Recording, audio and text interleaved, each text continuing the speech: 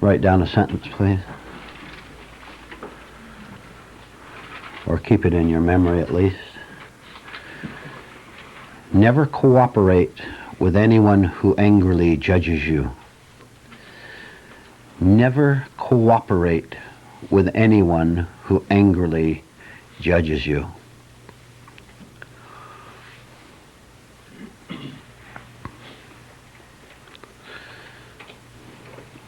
The fact that you cooperate with someone, which we'll explore, when you cooperate with someone who angrily judges you, means many things are wrong with you. For one, it means that you have a belief, that is, your intellect is responding to what they say, and you're taking it as true.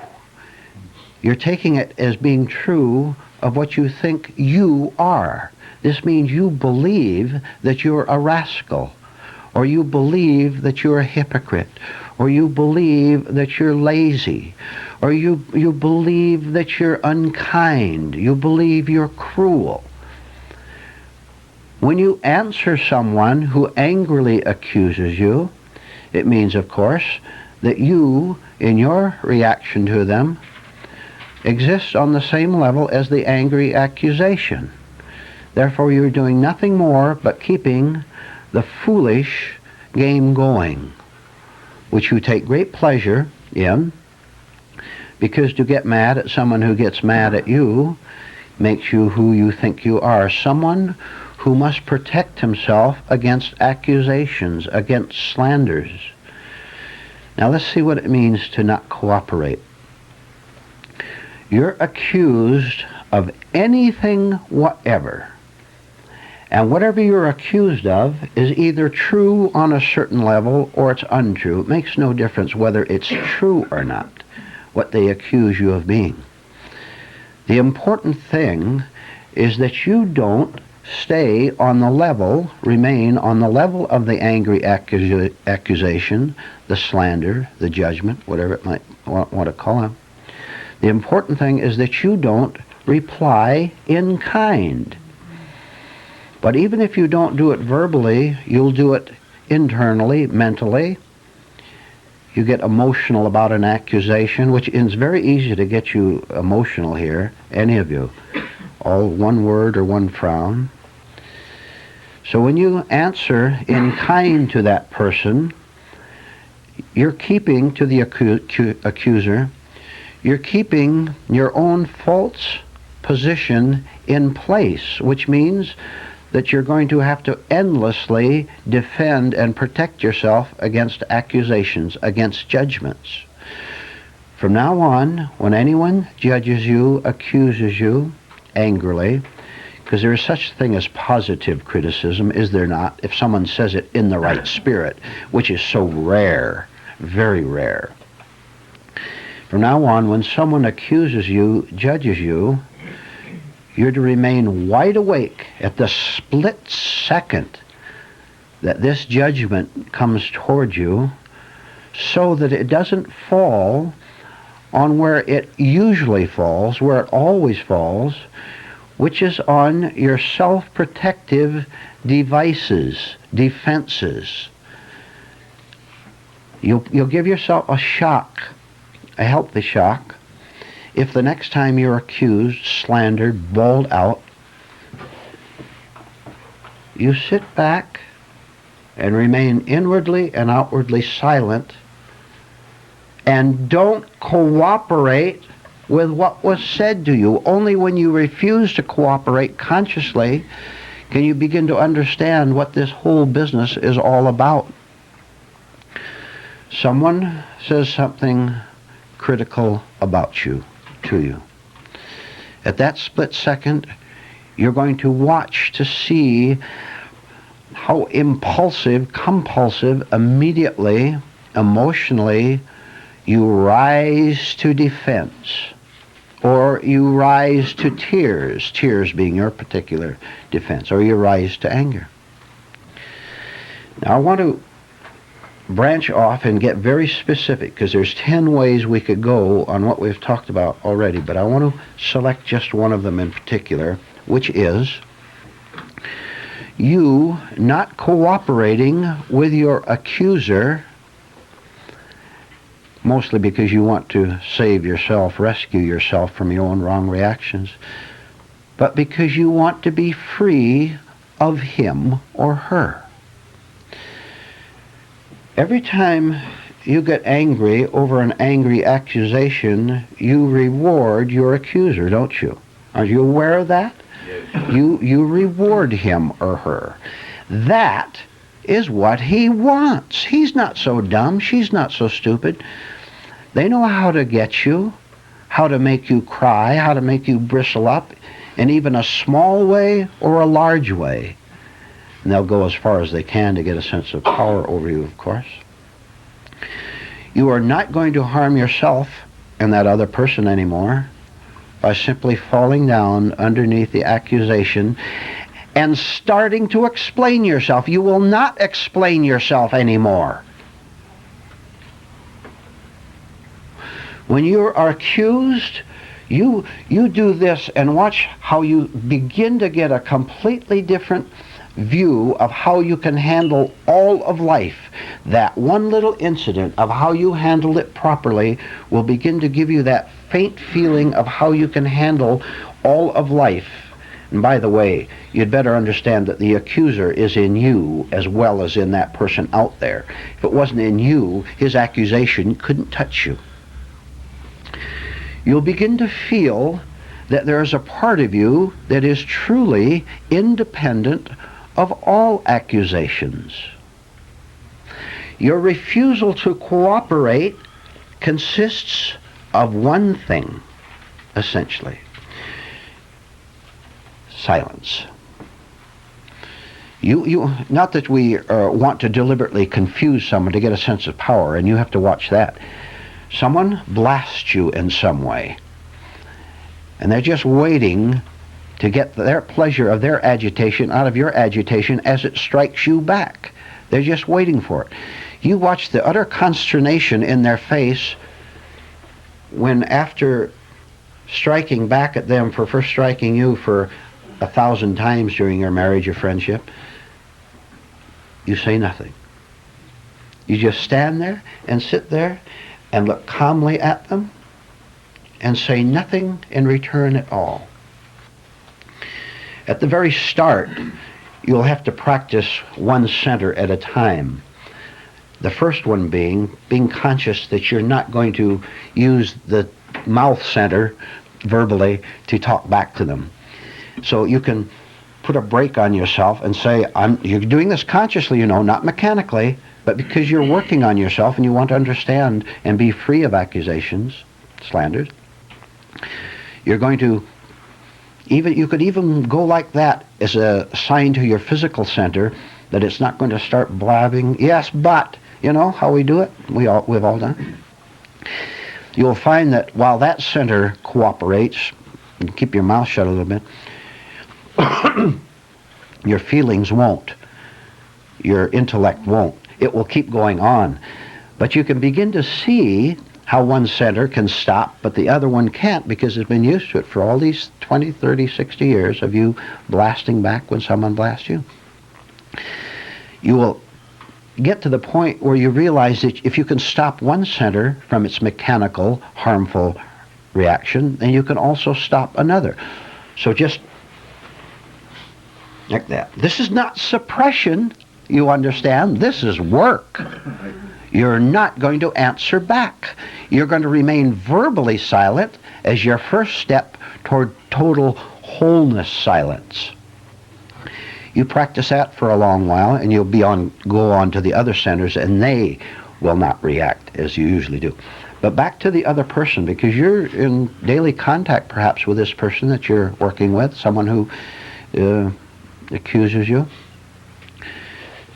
At the same time that you watch his or her discomfort at your refusal to be the old person reacting, at the same time, see, he's waiting for when you're going to get mad.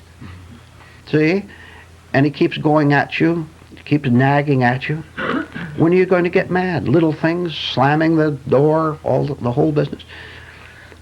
At the same time, you notice his change of state, which is frustration, because he's not getting ego pleasure out of hurting you, hurting your feelings. It is most important for you to watch your own discomfort. This discomfort is very important for you to have. You know why? Because the comfort you had before in striking back covered up the fact that you are always uncomfortable. When you refuse to strike back, you then, by watching yourself, become aware of how uncomfortable you've always been all your life with other people, those you live with right in that same home. So your awareness of your uneasiness is very important to observe too. And then you can see that, go on from there and see that you're not a slave to that.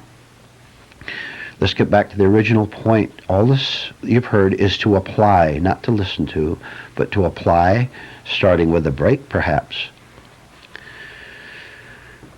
Never cooperate, never go along with him, otherwise you're simply cooperating with his insanity or your insanity. The insane part of you says, okay, let's have a fight. Which makes you both miserable. This is much deeper than you can imagine. Take it one step at a time and no longer cooperate with the other person's neurosis. And the time will come, get this, when you'll no longer cooperate with your own angry accusations towards yourself, which are going on constantly, which is, by the way, why another person can get you, because you're already getting yourself. And you love to get yourself because you love the agitation of it. You love the fiery feeling of seeing how sinful you are, how guilty you are. I wonder if you have any idea of what a drastic thing this is. How deep this is. How we're going right into the very center of ourselves to change actually the kind of a man, the kind of a woman, the kind of a human being that we are. It can be done. Is there any comments or questions up to this point? Yes, we'll discuss it, then I want to say something else. Please. Vernon, isn't part of the struggle here with what you just said the fear of being defenseless for a few minutes? Yes, very good. Mm-hmm. Afraid that the other person is getting through to us and we better throw up a wall before he knocks us down. Let the other person do his worst. You've been told that. Let the devil do his worst to you. Go ahead. Scream at me all you want. Accuse me. Holler at me. I'm sorry, dear sir or madam. I'm all through staying on your level. I'm tired of it. I'm going to do something different.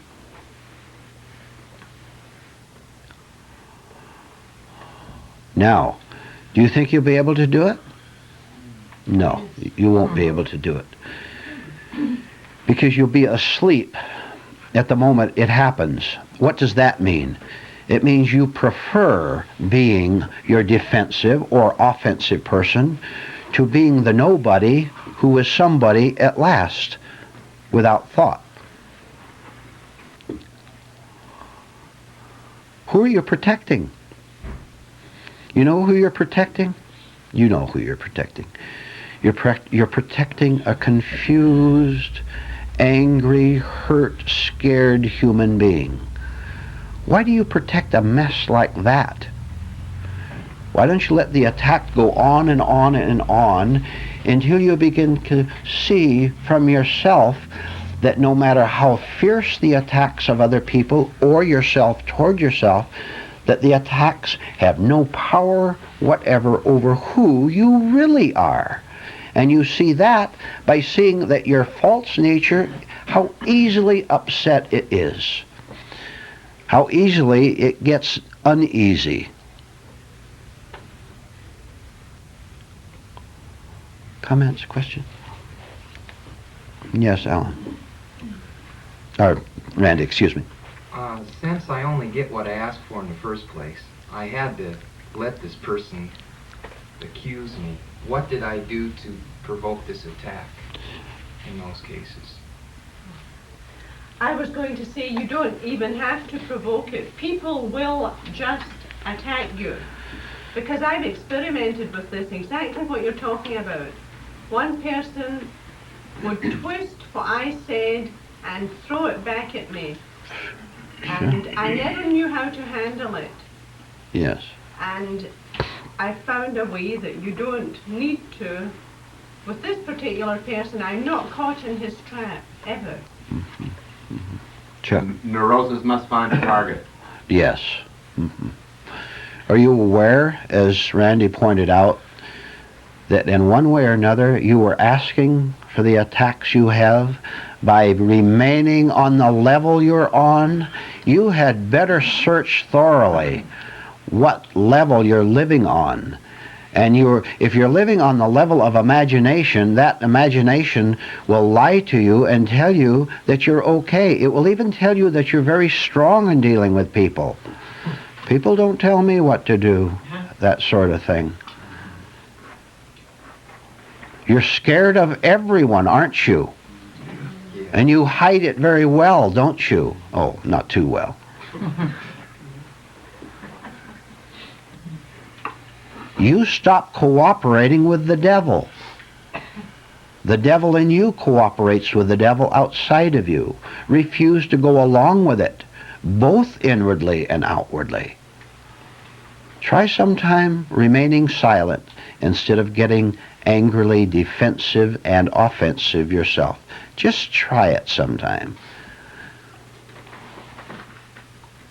And even if the first 100 times that you do it, it makes you confused. That confusion is marvelous. Do you know why? Because when you used to attack and defend, you knew what to do, right? Strike back. You call me a name, I'm going to call you one. You bawled, whatever you did. You knew what to do, don't you? Yeah, I know what to do, man. You're not going to dominate me. You know it. When you don't do that, you don't know what to do. Now you're confused.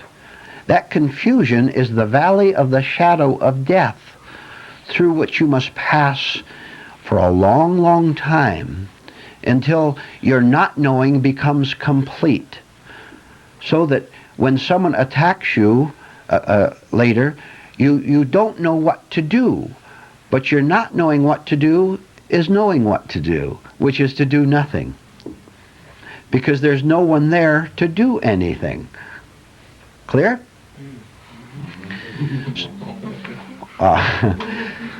So stay in the valley of the shadow of the death of your false personality, your surface self. Stay with that.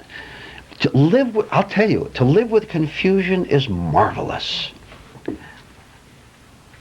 You're not living with it now, you know. You're living with knowing what to do. You've got quick answers and quick schemes and quick little tricks. When are you going to run out of them so that you can begin to suffer in a different way?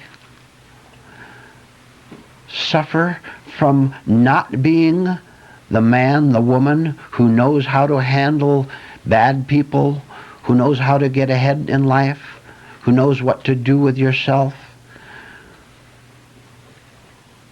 The more confusion you enter, the healthier you are getting.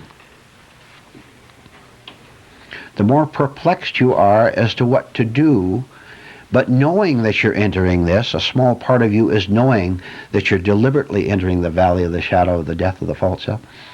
The small part of you that knows this will guide you through the valley, which has endless volcanoes and pits and vines to get entangled in.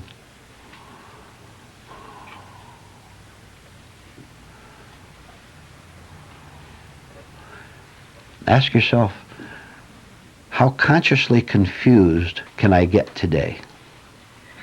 That means awareness of your perplexity. Then don't do a thing about it. The minute you try to do anything about your perplexity, you go right back to you again, who's always got the fast answer. What have your fast answers given you, ladies, gentlemen? Bops on the head, huh?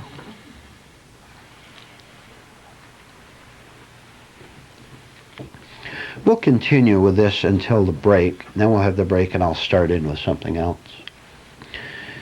And when I do, I will tell you that you'll have been very fortunate to have come this morning for what you're going to hear after the break.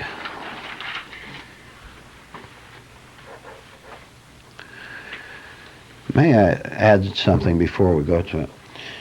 You know, we have a lot of fun here. We go to the opposites of a light spirit and seriousness, rightly. We go back and forth as it happens naturally and rightly. I want to make a request of all of you. Something that happened last night brought this up. Please don't interrupt me by making a joke when it's not your show. When you can see me talking about something, even though I'm talking lightly and smiling and there's a lot of good humor in the room, please don't jump in and interrupt while I'm talking. That throws things way off. Even if you get a laugh or don't get a laugh, that's not the point. I'm trying to accomplish a certain thing by being light at times. And when you interrupt to be a comedian, that throws everything off, and I have to sit here patiently and wait for the right mood to come back again. That happened last night. Do any of you know what I'm talking about? No. Huh? And all of you were studying my face to see how I was taking it? So please don't leap in at the wrong time. When you see I'm not going on as I'm going on now, when people are talking, then you can jump in if you have something to say, but not while I'm talking, please. You cooperate with people who angrily judge you because you want to continue their good wishes toward you, their friendship or whatever toward you, and they don't have any at all. People who angrily accuse you, whether you are right or wrong, it was right or wrong in the accusation, they're not your friends at all, they're your enemies. The fact that they accused you angrily means that they are in a state of spiritual slumber. And any person in a state of spiritual slumber is your enemy. No matter what he does for you, what she does for you, they're your enemy. Don't go around with enemies. That's foolish.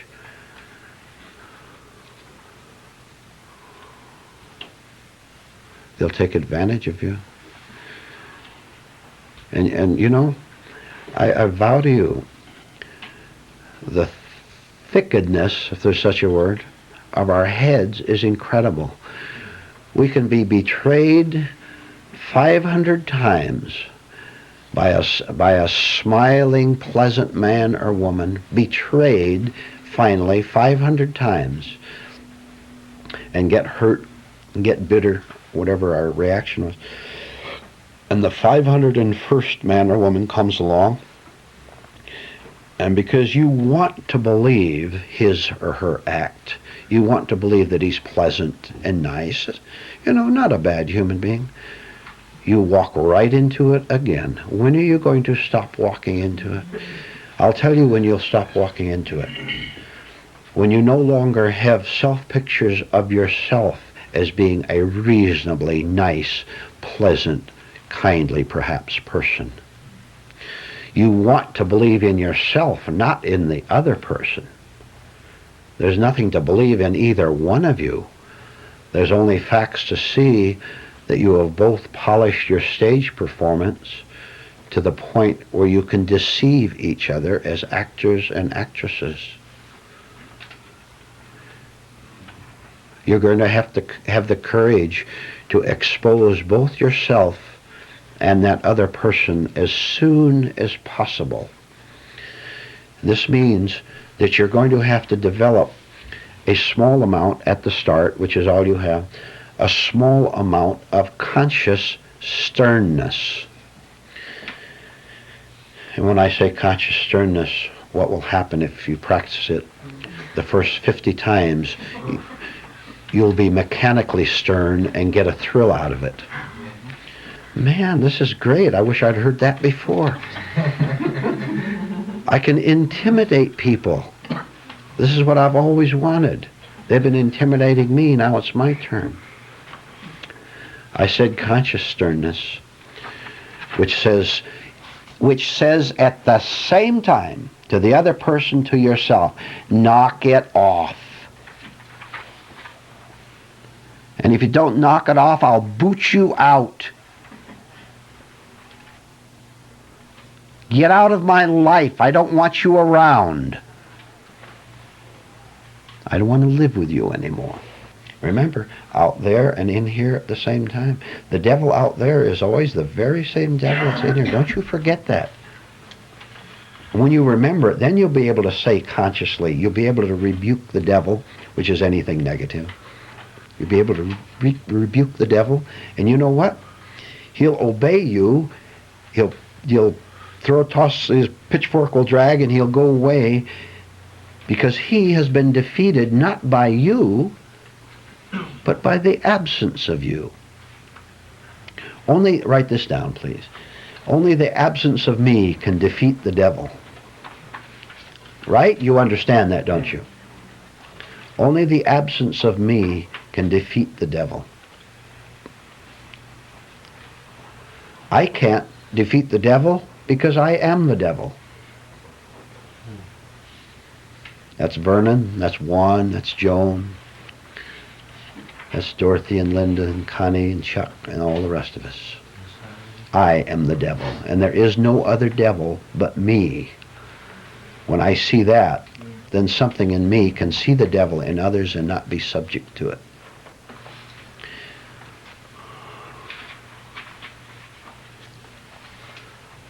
Final comments before we take a break? Who's that, please? Yes, Chuck. I just wanted to cover the, when someone does angrily judge you, and you do go through like a momentary period of silence, and they keep rebuking you, or they keep, putting you down or whatever, angrily shouting at you, would it be appropriate then to say, I refuse to communicate with you on this level? That would be fine if you say it and stop there, but don't you explain the whole business. Right there. And you know another thing? You may have to do this, and you should, if it happens in the right circumstance, you may have to just get up and walk out of that house. Yes. It is proper to physically remove yourself from devils, and you had better get up and walk out. Oh, you're rude. That's what they want to call it. You get out of there. No matter what they call you, you get out of there. You're not going to associate with that kind of nonsense anymore. How many times have we covered this business of not associating physically with people who want to remain devils? Chuck, again, please. Well, I was in a similar situation. Of course, I had provoked it myself because I wasn't doing my job properly, and I was getting pulled on the carpet for it. But unnecessarily, like bad language in his private office, and this I couldn't, I just kept my mouth shut and took it, and then. Of course, I had many, many different feelings inside. I wanted to punch him in the nose and do all this stuff. And I'm fighting myself at the same time, being very nervous about everything. All right. I just, when he was through, I said, are you through? And he said, yes. And I said, well, I have a class to go to. And I just left. All right. You understand, of course, that if you are bawled out by the boss or anyone for doing something improperly, you have to have a good deal of honesty to see whether you did file those papers wrong or didn't fix that automobile properly, whatever the boss accused you of. Correct that, most certainly. And you can take that kind of correction consciously. Isn't that valuable? Yes. Don't you want to become a more efficient, intelligent human being? Therefore, if the boss bawls you out for something in which you were actually wrong, but he does it in a wrong mood, most certainly learn from it. Even if he rebukes you from his wrong emotion. So what? You can learn from it. See how honest we have to be? Yes, Chuck. Our relationship is much better because it did go through a period of change and things did work out better. I improved in my efficiency and that helped him, feel All good right. about me also. All right, just to state it another way, then we'll have a break. Don't feed the anger of your accuser. Don't feed it. That's what he or she wants. They get pleasure out of that. You are very immoral when you speak back on their level. You're feeding them the anger and hostility that they want to be involved in. You're feeding them false life. Don't you know it's wrong to feed other people false life? And if you feed it to them, you're feeding it to yourself. And you'll get poisoned. You will. You'll get a psychological tummy ache. All right. Review, very short. Don't cooperate with people who angrily accuse you. You don't have to explain. After many years of myself being led into traps by people, I got tired of it. And so I developed a marvelous technique, a magical technique, which I'm going to give to you, and you'll find it marvelous too. And as lightly as I put it, believe me, there's something serious behind it. Please write down a sentence.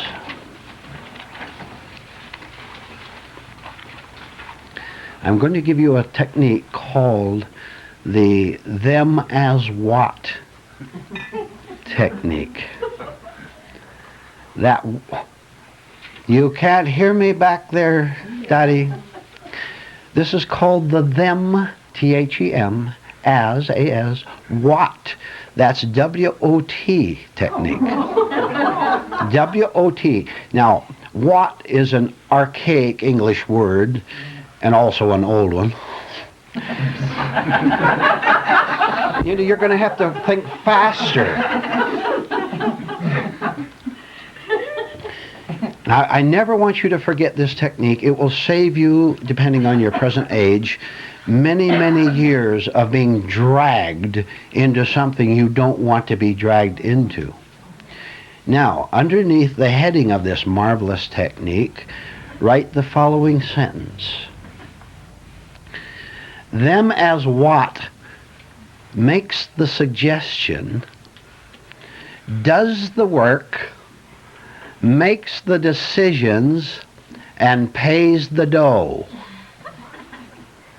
Themaswot makes the, what's this? Read it out loud. I want this exactly that way. Themaswot makes the suggestion, does the work, makes the decisions, and pays the dough. You don't know what I've given you yet. You wait. Could you repeat it? Themaswot, W-O-T, makes the suggestion, does the work, makes the decisions, and pays the dough. This will free you, ladies, gentlemen, of one of the slickest, smoothest, most outrageous con games that one human being can ever play on another. One lazy human being, one cunning, conning human being ever plays on another. Unfortunately, you'll have to give it up yourself before you see through it in another person. And it goes something like this. Let's have a party. The person saying, let's have a party, stops there. Waiting. What do you suppose he's waiting for? You to do the work, make the decisions, and pay the dough. Just a minute. Hands down now, dumbhead, when I'm talking. Don't you see how this connects with what we ended the previous talk with about remaining silent instead of being dragged into something? You watch carefully in your human relationships how lazy people who want a thrill will try to con you into doing something while they get the maximum amount of pleasure out of it and the minimum amount of work. And you have no idea of how subtle they can be. Do you, for example, have any of you ever belonged to a social club of any kind? Any kind of a club? And they wanted you to become vice president? You know why they wanted you to become vice president? They wanted you to do the work. You do the work while they dance. That's right. Right. And you fell for it. Why? Vice president of that group. Man, you've got a title. You watch again how people will try to drag you into something, hoping that you and a dozen other people will pay the money, make the decisions, do the work for you. You want the... Oh, do any of you do that? Of course, none of you do this, right? It's always someone else who does it to you. I've seen it in this room many, many times where, nothing is easier than making the suggestion, let's have a party. All right, fine, go to work. Refuse to cooperate with it and watch what'll happen. No party. Oh, I have to do something? I have to make a decision as to how many people will come? I tell you, you don't realize how important... I'm serious. Mm-hmm. And you know why I put it that way? Because you'll remember it better. Who ever heard the word "what" before? It's in the dictionary. All right, comments, discussion? Yes. Excuse me, Chuck now. Yeah, I wanted to ask what meant. Is it initials for something? Well, use it the way I want it to be meant. Them as what? You'll remember it that. Never mind, don't get so technical. Feel it, feel it. Tom. This goes back to something you said about we must all be as self-sufficient and responsible as possible. If we were, there would be no problem. Correct. Sally. This ties in with being passive. I've worked on this being passive, and it works. You didn't get dragged into something? Right. She's actually beaming. Beaming Sally.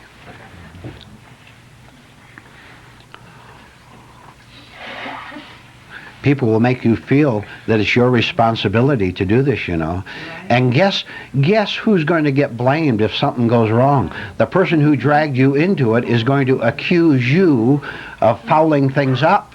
And you're so dumb you don't even know you listened to him or her and got dragged into it through his suggestion. Yeah. I'll tell you, write down the word "gullibility is me." Right. The sentence, "gullibility is me." This can happen in a marriage. Husband and wife drag each other in. Don't you think, dear, we had better? And then seven dots after the sentence. That indicates the pause, And then the wife or husband wants the other person. Yes, I'll make the phone call and get it started. That's what he or she wanted you to say. Remain silent and see what happens. She'll forget all about it. As long as she has to do anything, she's not interested. As long as he has to lift his little tootsie finger, he's not interested.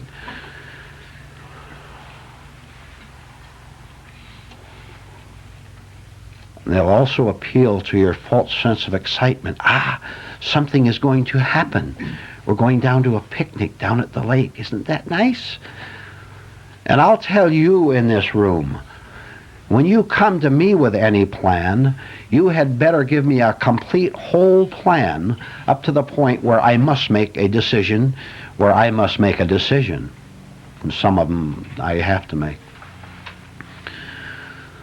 Don't come up to me with half-baked ideas and just stand there and stare at me and want me to say something back to you. I have nothing to say to you. If it's something practical, like getting another meeting place, something like that, then I do have something to say to you. You're going to have to see the difference in yourself, for yourself. You're dragged into things, you know, because you don't understand what we've talked about this morning. Both times you're dragged into it. And you go a willing slave into these things, and you know what? You really hate it. And you wonder how you can get out from under that responsibility that you agreed to. We're teaching you to not get trapped in the first place so that you don't ask, how can I get out of it? You'll cease getting yourself into it. You are not here to save the social world in its parties. I'll give you a project, very definite project. You see if you can see even one of these little instances, even either in your relationship between now and tomorrow, or in two other people. See how someone makes a suggestion. Well, should we go to the show? Or what would you like for dinner? She doesn't care what you want for dinner. She wants you to make the decision, so she won't have to choose between cheese and pork chops. Just watch situations in other people and in yourself. How nobody wants to make the smallest decision. Not the smallest decision. Tell me what to think. Tell me when to think. All right. You know the freest person in the world? A man in prison. Yeah. They tell him when to get up. He doesn't have to think about when to get up. The bell rings and you crawl out of bed. They tell you when to go to breakfast. They tell you how long to work. They tell you what to do during recreation. Everything is planned for you. Marvelous, isn't it? Except that you're in hell. You're in hell to the degree you refuse to begin to see your refusal to make decisions.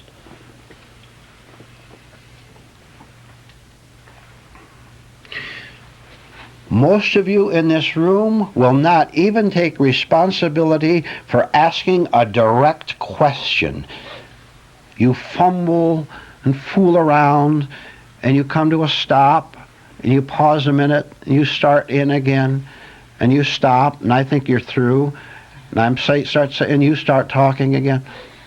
And incidentally, please talk or shut up.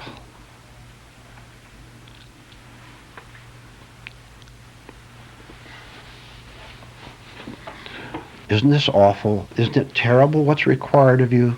You're required to exert yourself, arouse yourself a little bit. Start using the brains God gave you to make small decisions at the start. Watch the eyes of other people in conversation, in social situations, and you'll see their eyes going something like this, like little timid sheep. I hope you tell me what to do, tell me what to think. Then if it doesn't please your self-interest, you say no. If it pleases your self-interest, you say yes.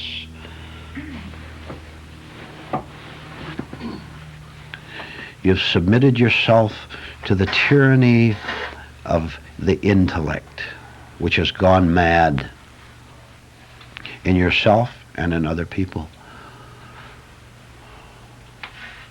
I'll tell you, you're not going to wake up without getting shocked 50 times more than you're willing to be right now. You think this doesn't apply to you? I know you do. You know how I know you don't believe what I'm telling you? Because I know you're living in imagination. This doesn't apply to you. What do you mean? I live alone. I may have to make decisions about shopping. I go to work. I have to make 1,000 decisions a day. I'm not talking about the decisions whether to mail the letters at 3 o'clock or 4 o'clock. I'm talking about the decision of you to face your life as it actually is. How you don't even have the courage to stand up here on Sunday and expose yourself by muttering. You can sit back safely and say, well, if I was the leader of this group, I could do much better, for example.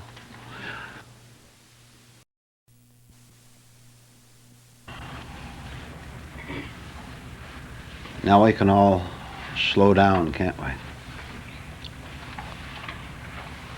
we? Now you can let your mind be here completely. Not wanting to rush into a great profound lesson that's going to change your life overnight. Not even sitting here expectantly wanting me to give you something, but rather seeing in your quietness, if you're quiet enough, that everything you want, everything you really need, you have right now. Right here as you're seated in this classroom, you have everything you really need, which you don't see because your noisy mind is clamoring for something.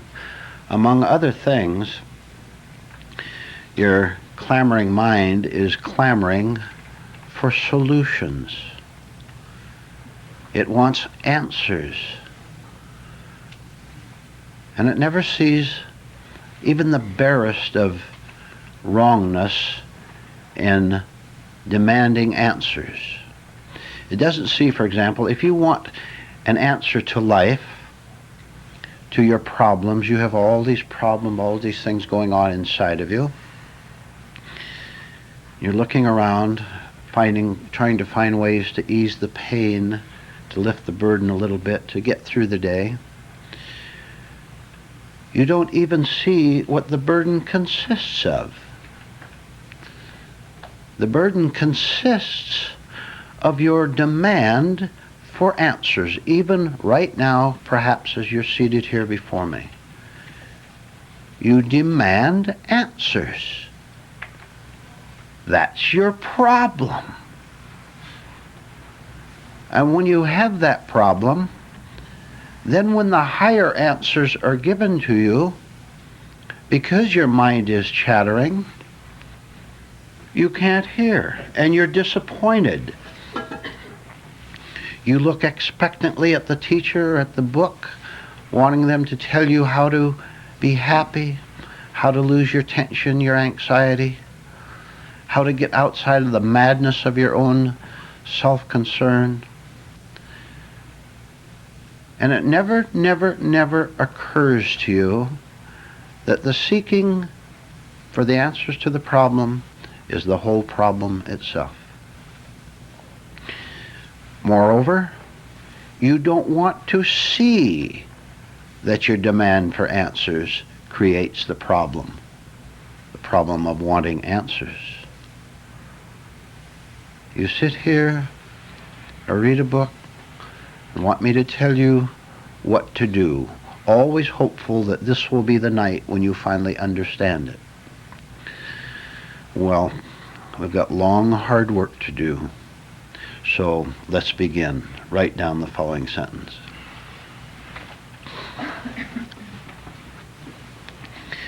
A free mind is too happy to criticize. A free mind is too happy to criticize.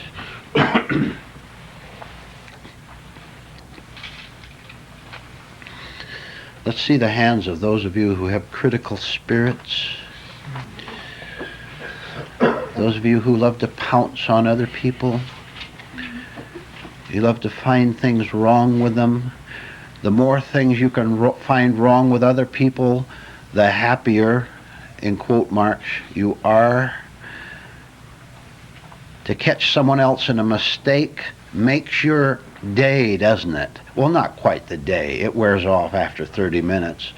Now you have to find someone else to criticize, someone else to scream at.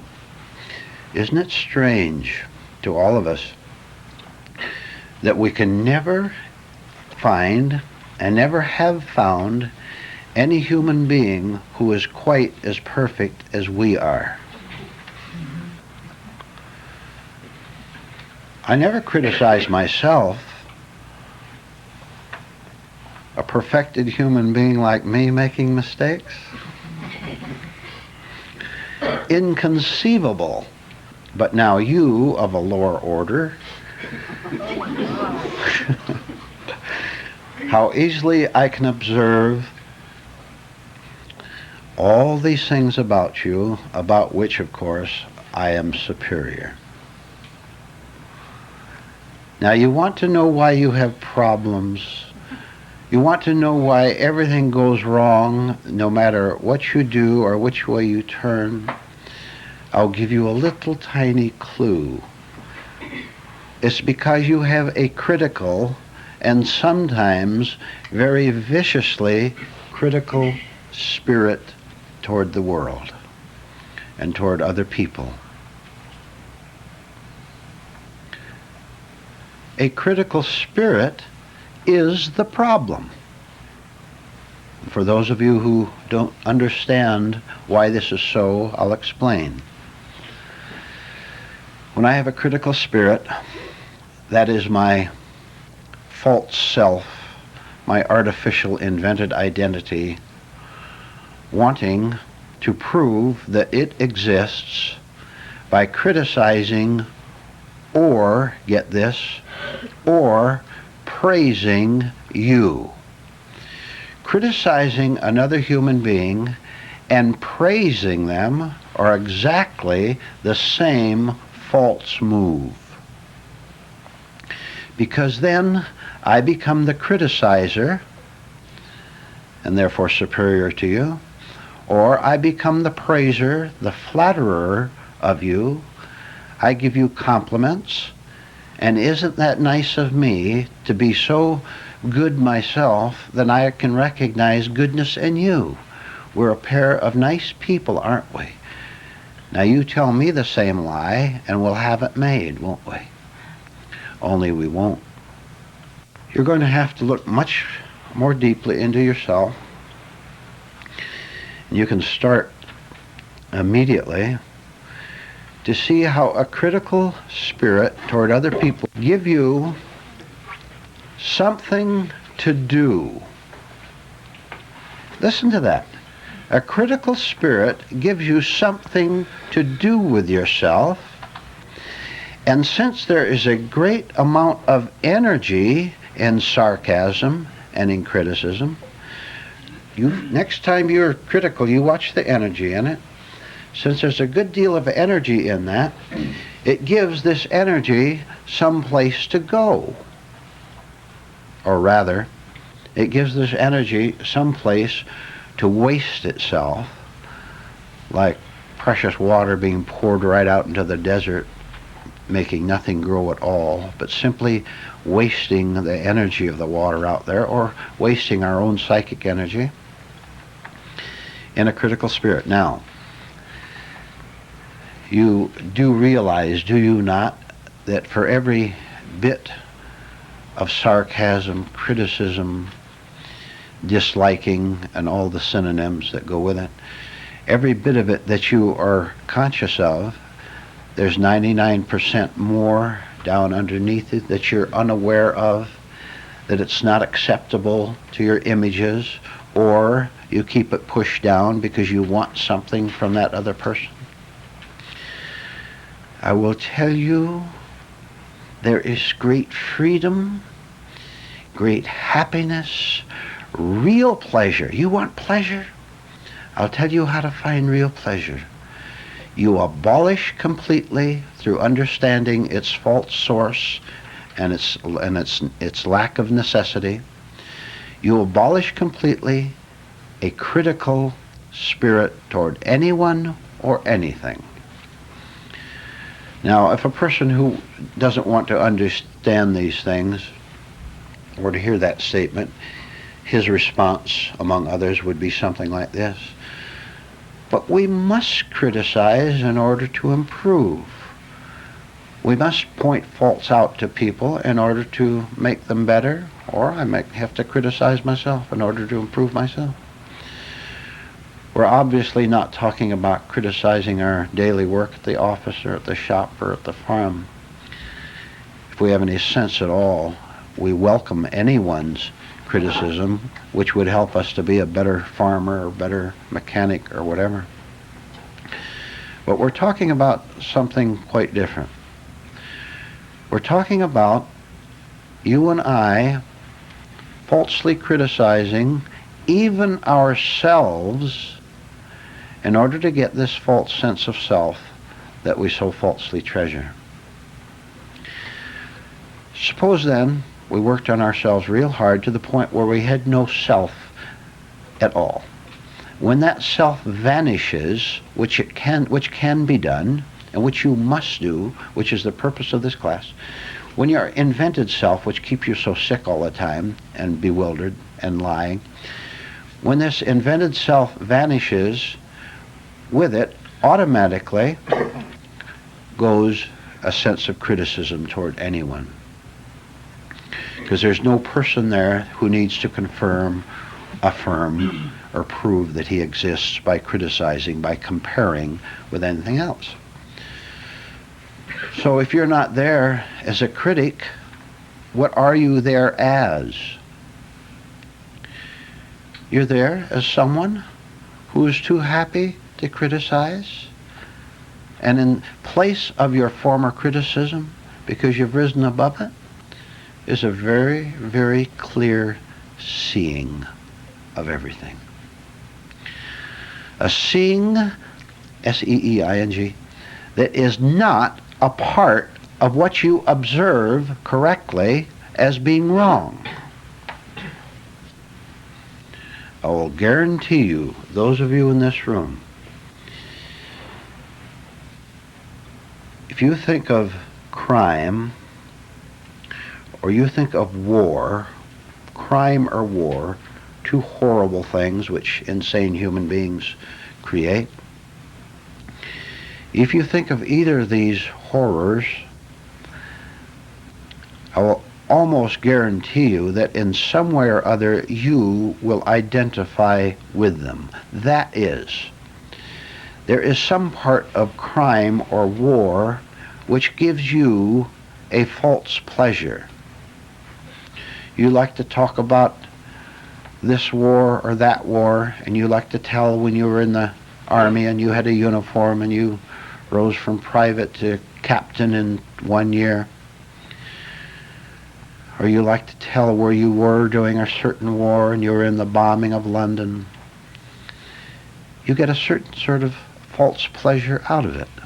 Or in crime, you say, I don't rob banks, I don't do this or that, therefore I'm superior to the criminal. Try to see where you're comparing yourself with something that you call bad. And obviously, while war and crime is bad, it's a sign of insanity, of sleeping human beings, you're going to have to see it simply as a fact. And unless you see it as a very, very clear fact, it means that you are still part of war, and you're still part of the criminality. As a matter of fact, we are a part of the criminality if we're still in a state of hypnosis, of psychic sleep, of mechanical thinking. Did you ever stop to think that there is such a thing as being a psychological criminal? Don't you know when you criticize someone, when you hate someone, when you're violent in your emotions towards someone, that you're a criminal?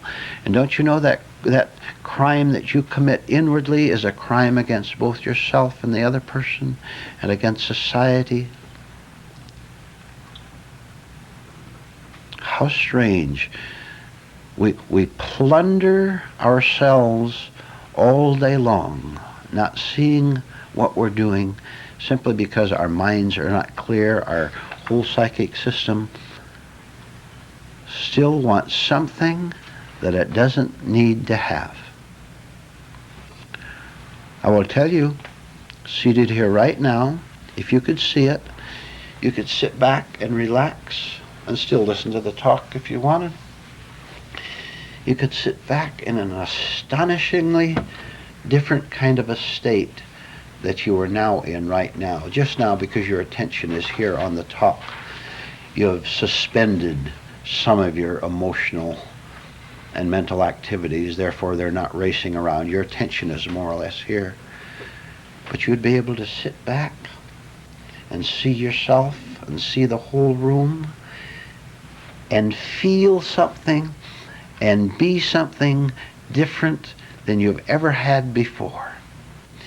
And that state would be a non-critical state, because you would no longer be sitting there as someone who needs to criticize at all, because it gives nothing to you. There's nothing in it for you to feel superior to someone else, to compare yourself with them. As a matter of fact, when you see these things deeply, you'll never again compare yourself with anyone else, because there'll be no one here and no one there. So how can two non-existent people compare? That is when your mind, and your emotions too, are too happy to criticize. There's nothing in it anymore. And in that state you see the war, you see the crime, you see the insanity of the world, without being a part of it at all, without being a contributor to it. I'll ask you a question, all of you here, all of you listening to this tape. How much did you contribute to crime today? How much did you contribute to warfare today? Oh, I'll change the question. How many crimes did you commit today against yourself? You feel sorry for yourself today? You feel lonely today? Any of you feel that you don't know which way to turn in life? Why are you committing a crime against yourself? I might as well tell you, there's no place to turn to. There's absolutely no place to turn to. When you see that, you're free. When you see that, you're happy. What are you going? Haven't you tried about 50,000 places to turn to? Huh? How many thoughts have you tried to use to make you happy? How many different kinds of exhilarations have you had that's going to give you the feeling that's going to perpetuate itself inside of you and make you happy all day long? It's all failed. It's been a flop, hasn't it? I'm telling you, give up. Give up trying to be happy. Give up trying to find a source of happiness, because every source of happiness that you create is self-created out of your own conditioning, out of your own belief that if you get this or that, or get rid of this or that, then everything will be okay. It will never be okay for you. It can only be okay. Nothing can go well with Dorothy or with Vernon or Juan or Joe. Can never go well. It never has. Why are you so falsely optimistic that tomorrow is going to be any different? And why, by the way, are you criticizing everything that seems to stand in the way of you attaining the happiness, the success, the popularity, or whatever you want? Why are you criticizing everything that stands in its way? You could have happiness if you cease to criticize, you know. And if you cease to flatter also. So, I highly recommend that you just give up trying to be happy. I recommend that you give up trying to be free.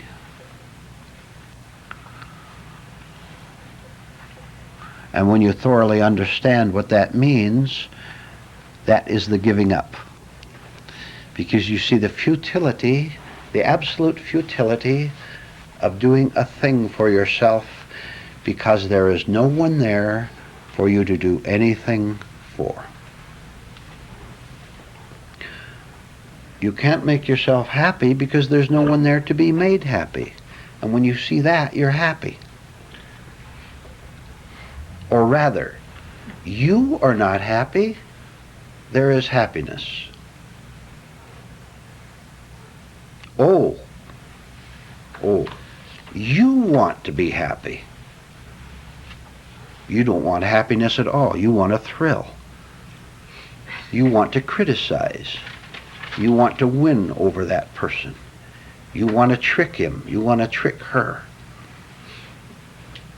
You want people to pay attention to you. You want people to give you the respect and the loyalty and the love you so richly deserve. You don't want happiness at all. You want your version of happiness.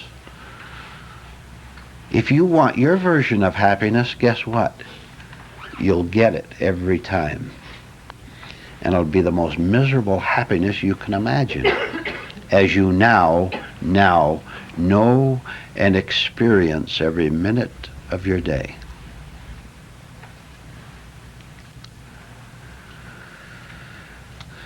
Please give very careful attention to the key word of the talk tonight, the key word being criticism. You're to watch yourself very carefully from now on, especially the silent criticisms, which go on so fast and so frequent that we don't notice them. And notice how you're trying to build your kind of happiness by being critical of another person or of a group or an organization, critical of anything that happens to come along as a target for your barbs, your arrows. Try to catch yourself the moment these critical spirit starts to rise about anything. When you catch it, refuse it. There's a sense of criticism, of contempt even for other people fades. Your need to be someone to be happy fades. And when the person who needs to be happy fades, there is happiness. And it's very quiet, and it is. I'll tell you another thing it is. It doesn't have to work at all. It's just there. It has no place to go. It has nothing to get. It's just there. And you know it without thinking about it, without reflecting about it. Notice from now on how often you think about happiness. Why am I unhappy? How can I get happy? And you'll see that you're on the level of the intellect which can never be happy. It can only chase happiness. And as long as you chase happiness, it will elude you every time. Cease to chase it and watch what happens. You'll fade out. And as you fade out, all your misery, all your need to be critical will fade out too. And what's left is not you, but something that is not you, that is what your deeper nature has wanted all along. The reason that you come to this class. Vernon, would you discuss indifference as the contrast of indifference to the lack of criticism? Would you start over? Say it again. Vernon, would you discuss indifference as a... Discuss indifference. Yes, as opposed to a lack of criticism. Oh, indifference, one word. Yes. Excuse me, I'm sorry, I didn't. Indifference. There is such a thing, I'll write it down. There's such a thing, if you wish, there's such a thing as conscious indifference, which is freedom. Don't you know how often you interfere with things? You want to interfere with them because you get a sense of authority out of it, or a sense of righteousness out of it. You want to interfere with something. Don't you know when you really understand sickness out there because you first understood it in yourself, that you are indifferent to it in the sense that you're free from it? When you're wrongly involved with war and crime, can you be consciously indifferent to it? It's very difficult for you to see, I know, and it's not easy for me to explain in words, that you're going to have to see all negativities without self-reference.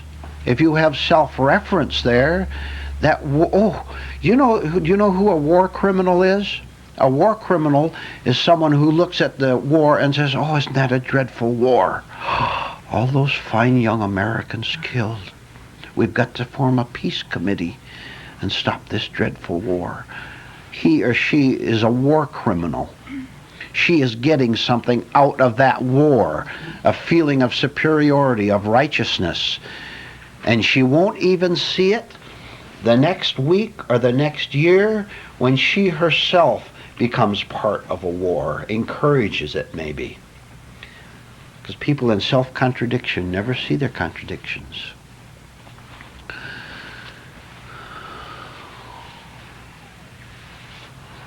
We're not talking about the kind of indifference which turns away. You first have to turn, I'll use another word, maybe that'll make it clear. You first must turn towards sin in order to turn away from it. Our own sins, not the other person's. I must first turn toward them, be shocked to see how prevalent they are, how they dominate me. You know what a sin is? Anything that's against you. A sin is anything that harms you, therefore the other person too, because the harm is equal.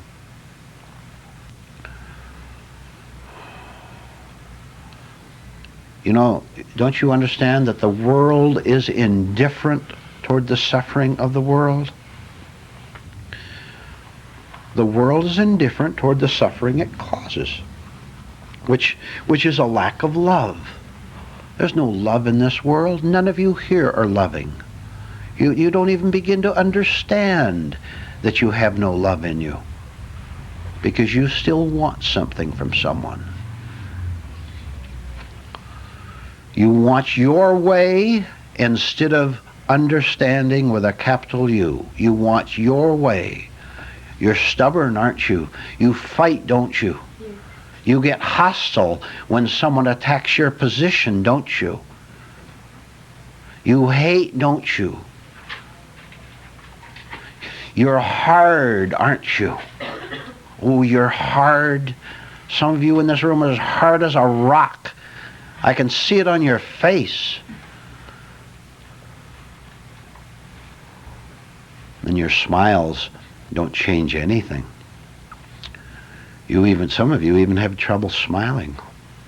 It's a strain on you, and you don't feel it anyway.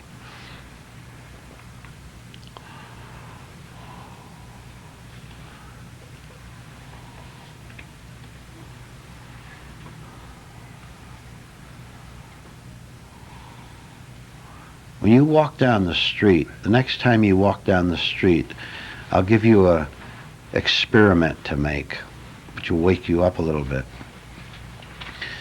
When you walk down the street anywhere and you're passing a number of people, you look at as many people as you can, give them your attention as someone comes toward you. The mother, the child, the old man, the old lady, the middle-aged couple, whatever. You have plenty of time to study them without staring at them. You can study. That's part of your work. You study them. You look at the expression on their faces. You look at their manner. You can see their attitudes too, can't you? You can see their attitude with that. You look at them very carefully until you're able to see what particular area they are presently troubled in, which you'll be able to do with a lot of careful observation. That particular woman she's marching like a soldier straight down her ice. She's anxious about something. Maybe she's late to somewhere. Didn't judge her time right, so she's late. Or there's that man laughing mechanically toward the woman, and she's blabbing his ear off. and he's pretending to listen, but he doesn't want to. He's under the pain of listening to her blab, or vice versa. So that you're no longer indifferent to the suffering of the world. This paying attention to it without identifying with it, without involving yourself in it, for heaven's sake. Don't you sympathize with anyone. That's just self-sympathy projecting itself out there. So that maybe for the first time, ladies and gentlemen, you are aware that there is actually another human being in this world who also has problems. This will break down the fence that your self-centeredness loves to dwell inside of. And when you see these other people, you'll see many other things. For example, that you can't do a thing for them, but you can do an awful lot for yourself. And as you cease to try to do things for other people, the more you do for yourself. Now let some moralists take that statement and twist it.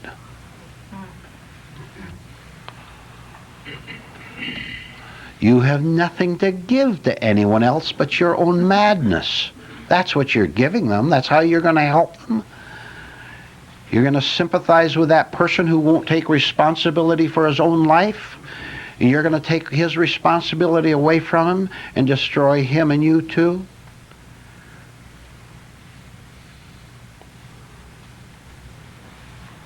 So you get a feeling of pleasure out of it, and you also hate it. False morality always includes hatred. Moralists hate everybody. Do-gooders hate everybody.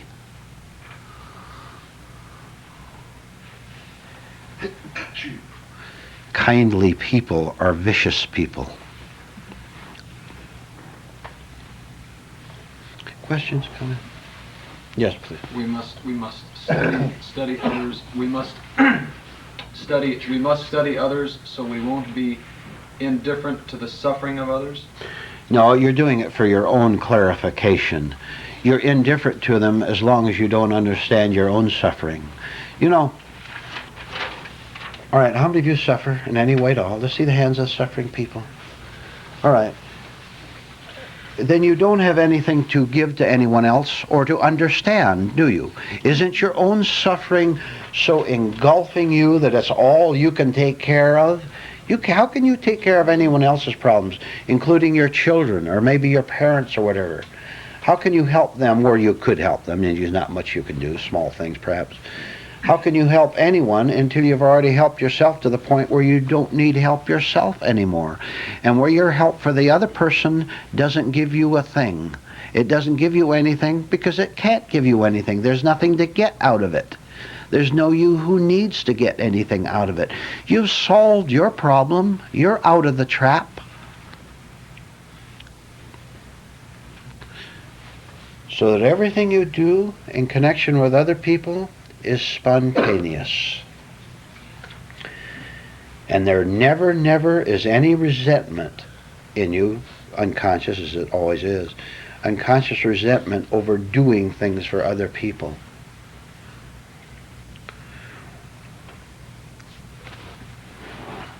Think of some human relationship you have, anyone, any relationship you have with another person, and find out where you feel, listen to this, where you feel tied down by him or her. And if you feel tied down by someone, you do. What kind of a relationship is that? It's a trading relationship, of course.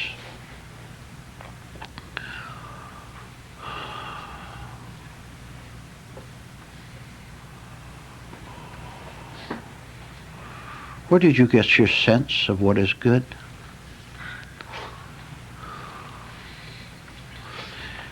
It doesn't make you very good, does it?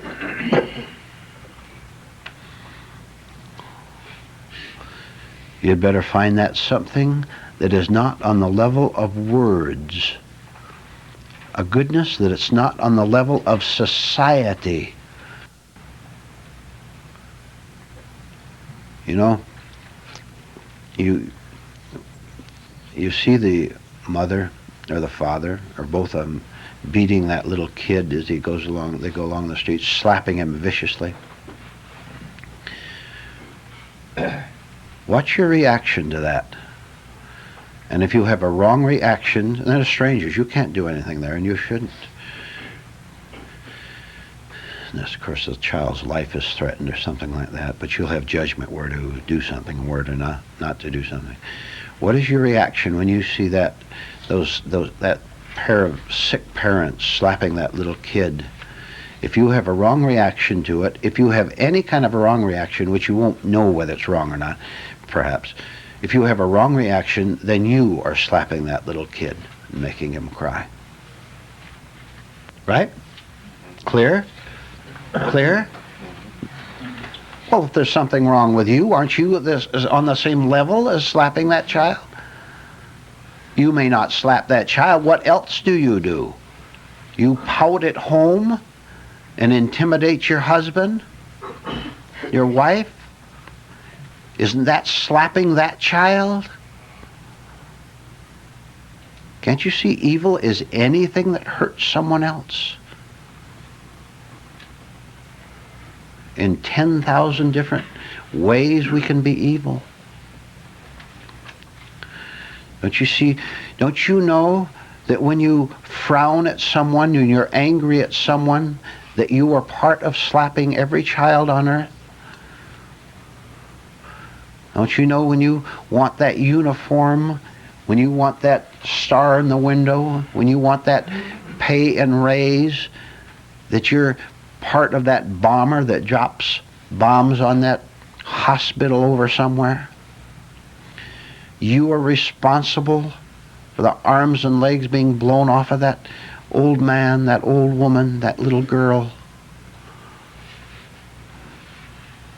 Was this too remote for you? You think you wouldn't do that? You are doing it. Your nature is doing it.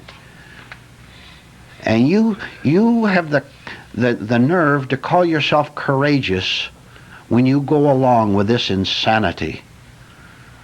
When you laugh at the joke about the bombers. Well, that'll knock 50 Nazis or Japs out. Well, that'll do it. You don't know what insanity is, you know that? You don't know what insanity is because you're a part of it. You feel oppressed by the social system. You don't get the raise. You can't find work. If you feel oppressed by the social system, you're part of it.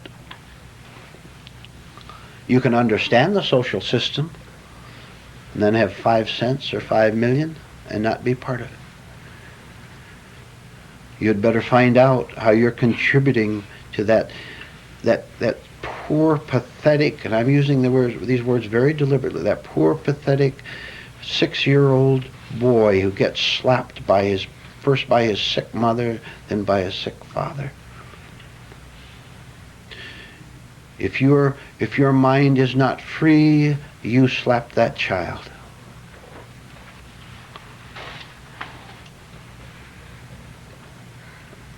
The more outraged you get, you're walking with someone else and you pointed out how awful of those people to slap that child, you're doing it too. That's the criticism we were talking about, instead of the free observation and the judgment that sees what's going on and sees clearly the insanity there because you first saw it and cleared it out here.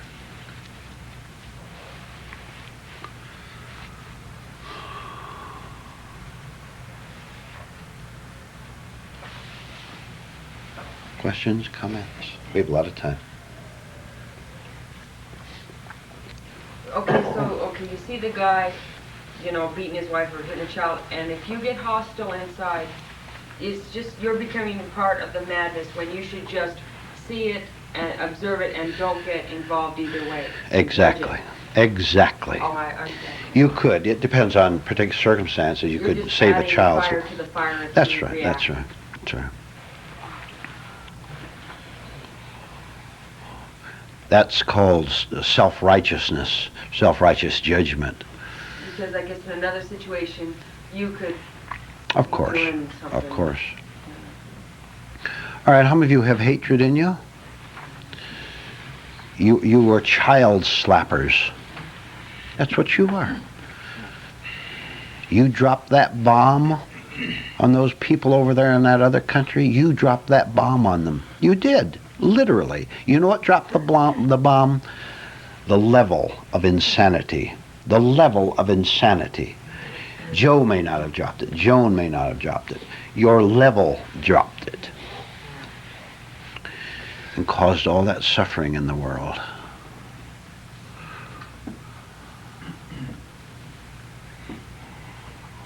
Yes. Vernon, we can't make ourselves understand, can we? It's only the process that we go through. Understanding comes of itself, isn't that right? When you get real tired of trying to make yourself understand and give up. Remember what I said? You can't find happiness. You can only give up trying to find it. When you give up trying to find happiness, you have it. As long as you try to find it, you'll create your pseudo-happiness, which will be anything. It can be anything at all.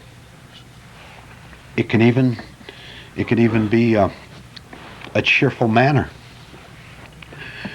which is a stage act, for example. It can be false sorriness for how bad you are. And so you slapped your child, and so you buy him a candy bar to reduce your guilt, and you slap him tomorrow. You'll slap him tomorrow. If you ever have to make up in that way, you'll do it again.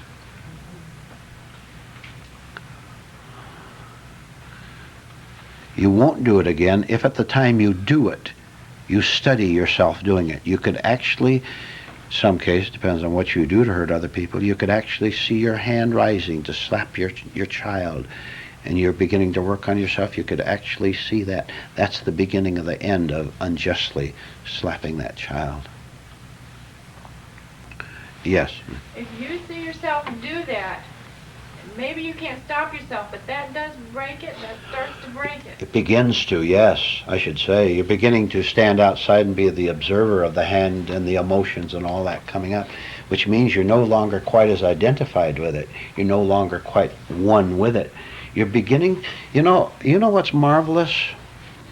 I'll tell you what's marvelous. To begin to see that you really, truly, now look, I'm going to use the word insanity deliberately, and I don't mean lightly now. It is beautiful, marvelous, sane to begin to see your total insanity.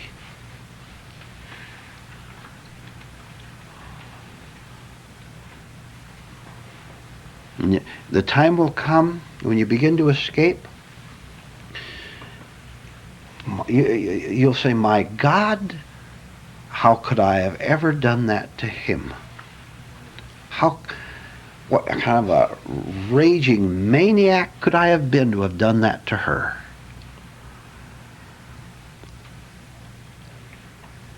Then there's a lot higher stages than that, which you can simply remember on the level of simple, unattached memory, that it was done. You don't even say, I did it anymore, because that is still part of identification, will keep you doing it again or feeling ashamed over it, which means you're in time, see. The time will come when you will really see as clear as this wall that when you were that vicious wife to your husband, vicious husband to your wife, children, friend, whatever, girlfriend, boy, you'll see that the viciousness was maniacal. Is that the right way to say that word, Leland? Maniacal force that took over your physical body, took over your mind, took over your feelings, took over your life. This maniacal force, this frenzy, took over you in this present physical body and made you behave, what's a worse word than insanity? A psychopath. you'll see that you were taken over. And this is what we're trying to do with this observation business, this looking at ourselves to see that we're taken over. Even a little thing during the break, maybe you said something, it said something dumb or whatever. Couldn't you have seen that and say, something stupid took over my mouth, my tongue?